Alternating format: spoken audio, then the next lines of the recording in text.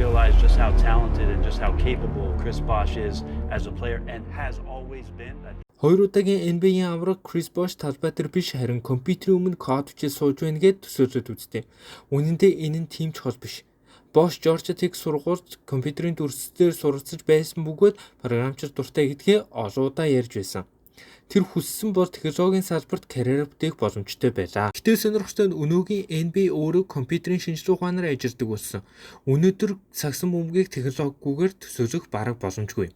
Хамгийн том жишээ бол Sport View тоглох чаналтын систем юм.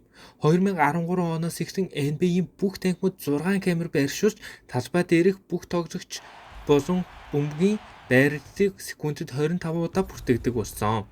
Энэ нь тоглогчд бүрт сая өгөгдөл гэсэн үг юм. Химэл оюухан эдгээр өгөгдлийг шинжилснээр дасгалжуулагчид зүгээр нэг тоглогч 20 оноо авсаа гэж харах биш, тэр ямар уртыг гүйсэн, ямар зай үүсгэсэн, арь дамжуулалт хамгийн өндөр үн цэнтэй байсан, бүр шидэлтийн нарийн замналыг хүртэл харж чаддаг болсон. Ийм учраас NBA-д 3 онооны шидэлт ийм хурдтай давмгаарч эхэлсэн юм. Үүнийг Steve Kerr юм уу, Arizona Steph Curry, Arizona Klay Thompson, Arizona Golden State Warriors гэдэг тэр баг биш, харин Sport View гэдэг энэ системийн ачаар NBA-д энэ шилжилт хөдөлгөөн явагдсан гэж хэлж болно. Өгдөл нь энэ нь илүү үр дүнтэй, гураа шитгэх нь илүү үр дүнтэй гэдгийг баталж багууд бүтэн стратеги үүн дээр суурьжуулсан. Sport View тоглолтыг зүгээр нэг хянаагүй харин тоглоомын дүрмийг өөрчилсөн юм. Гэхдээ энэ бас зөвхөн нэг жишээ. AI өнөөдөр ухаалаг төхөөрөмжөөр гэмтлээс урьдчилсан сэргийлдэг. Тоглогчдыг шинжирж скаутинг хийдэг. Фэнүүдэд зориулсан хувийн хайлайт үүсгдэг. Шүүгчдэд дүрс боловсруулалтаар тусалдаг. Бүр тасалбарын үнийг ч алгоритм тооцдог болсон.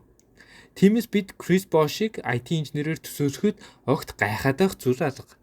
Учир нь өнөөгийн NBA-д болж буй бараг бүх товтлогоо шийдэлд гайхалтай мөчүүдийн цаана компьютерийн шинжилгээ ухаан IT-ийн ажиллаж байна.